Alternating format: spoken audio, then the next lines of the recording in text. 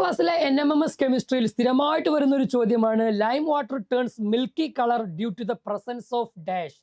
ചുണ്ണാമ്പ് വെള്ളത്തിലൂടെ കടത്തിവിടുമ്പോൾ താഴെ പറയുന്ന ഏത് പദാർത്ഥമാണ് പാൽ നിറമായി മാറുവാനുള്ള കാരണം എന്നുള്ളതാണ്.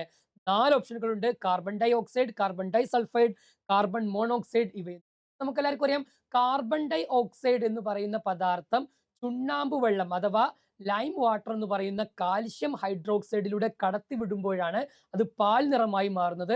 ആ പാൽ നിറത്തിന് കാരണം കാൽഷ്യം ഹൈഡ്രോക്സൈഡ് കാർബൺ ഡൈ ഓക്സൈഡുമായി പ്രവർത്തിച്ച് കാൽഷ്യം കാർബണേറ്റ് എന്ന് പറയുന്ന പദാർത്ഥം ഉണ്ടാകുന്നു. ഇതാണ് ആ വൈറ്റ് കളറിന് കാരണമായിട്ടുണ്ടാകുന്നത്. നമ്മുടെ ചോദ്യത്തിന്റെ ആൻസർ ഓപ്ഷൻ എ ആണ് വരിക, കാർബൺ ഡൈ ഓക്സൈഡ് എന്നുള്ളതാണ്. എങ്കിൽ ഇതാ നിങ്ങൾക്ക് ചെയ്യാവുന്ന ഒരു question: gas formed when hydrochloric acid is added to marble. Marble HCl പ്രവർത്തിച്ചാൽ ഉണ്ടാകുന്ന വാതകം ഏതാണ്? ഈ ചോദ്യത്തിന്റെ ആൻസർ വീഡിയോക്ക് താഴെ കമന്റ് ചെയ്യും.